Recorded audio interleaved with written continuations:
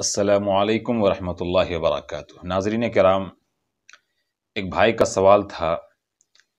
کہ نماز میں دنیاوی خیالات آ جاتے ہیں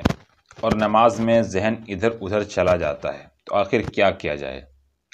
دیکھیے، اس کے لیے میں آپ کو ایک چیز بتاؤں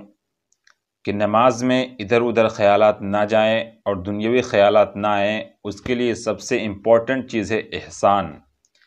یعنی اخلاص کے ساتھ صرف اور صرف اللہ کے لیے اور اللہ کی طرف رجوع کرتے ہوئے، اللہ کی طرف نظر ٹکاتے ہوئے نماز پڑھی جائے۔ جی ہاں ناظرین کرام، حدیث جبرائیل میں آتا ہے کہ آقا کریم صلی اللہ علیہ وسلم نے احسان کا مطلب بتاتے ہوئے فرمایا، ان تعبد اللہ کأنک تراہ، کہ اللہ کی تم ایسی عبادت کرو گویا کہ تم اللہ کو دیکھ رہے ہو۔ فَإِن لَّمْ تَكُن تَرَاهُ فَإِنَّهُ يَرَاكَ، اور اگر تم سے یہ نہیں ہو سکتا کہ تم اتنا نیت کر سکو اور اتنا دھیان جما سکو کہ تم اللہ کو دیکھ رہے ہو، تو کم از کم یہ سمجھو کہ اللہ تمہیں دیکھ رہا ہے۔ اور جب تم یہ نیت کر لوگے اور یہ سمجھ لوگے اور یہ ذہن میں بنا لوگے کہ اللہ مجھے دیکھ رہا ہے اور اللہ کہہ رہا ہے کہ تم نماز پڑھ کے دیکھا کیسی نماز پڑھتا ہے، تو پھر ظاہر سی بات ہے کہ ہمارا دماغ ادھر ادھر نہیں جائے گا۔ جس طریقے سے ہم کسی ایگزامینیشن میں جاتے ہیں، مثلا آئی P S, I A S, ان کی انٹرویو آپ نے دیکھی ہوگی۔ وہاں جب انسان جاتا ہے I A S, I P S کی انٹرویو کے لیے، تو وہاں بہت سارے ججز بیٹھے ہوتے ہیں، بہت سارے سوال کرنے والے لوگ بیٹھے ہوتے ہیں، تو ان کی نظر بالکل انہی چاروں پانچوں کی طرف ہوتی ہے، وہاں سے کہیں ہٹتی نہیں ہے۔ ٹھیک اسی طریقے سے جب آپ نماز پڑھ رہے ہوں تو صرف اور صرف ذہن یہ ہو کہ اللہ تبارک و تعالیٰ کو میں دیکھ رہا ہوں،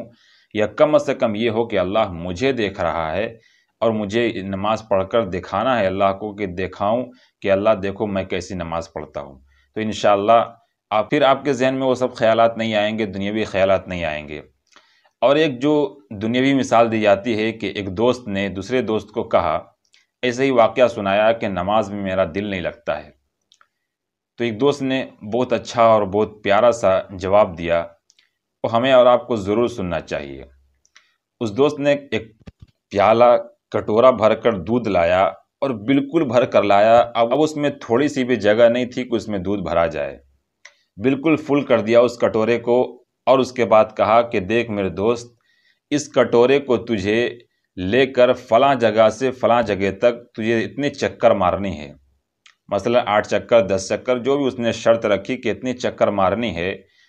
اور ایک بھی بوند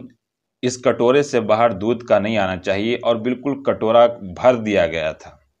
اس دوست نے کٹورے کو بالکل بھر رکھا تھا دودھ سے، اور کہا کہ تمہیں اتنے چکر مارنے ہیں اور بالکل ایک بھی بوند گرنے نہیں چاہیے، جب بھی ایک بوند گرے گا میں تجھے ماروں گا۔ چنانچہ وہ بندہ، وہ دوست، اس دودھ کے کٹورے کو لے کر اتنی چکر پوری کیا، اور پورے چکر پورا کرنے کے بعد اس دوست کے پاس آیا اور کہنے لگا، لے دوست، ایک بھی بوند تیرے دودھ کا نہیں گرا ہے۔ وہ دوست اب سمجھانے کے لیے کہنے لگا کہ میرے دوست ایک بات بتا کہ یہ کٹورا تو بالکل فل تھا، یہ کیوں نہیں گرا؟ تو وہ دوست کہنے لگا، یار تجھے معلوم نہیں کہ جب میں چل رہا تھا تو بہت سوچ سوچ کر سنبھل کر میں چل رہا تھا کہ کہیں نہ ایک بوند گر جائے، اور بہت سنبھل کے میں چلا، اسی لیے دودھ کا ایک بھی بوند، ایک بھی قطرہ نیچے نہیں گرا۔ تو وہ دوست کہتا ہے، ٹھیک ہے صحیح میرے دوست، نماز میں بھی جب ہم اور آپ کھڑے ہوتے ہیں تو ایک ایک لفظ، ایک ایک تکبیر، ایک ایک تسبیح جب ہم پڑھ رہے ہوں تو سوچ سوچ کر سمجھ کر پڑھیں،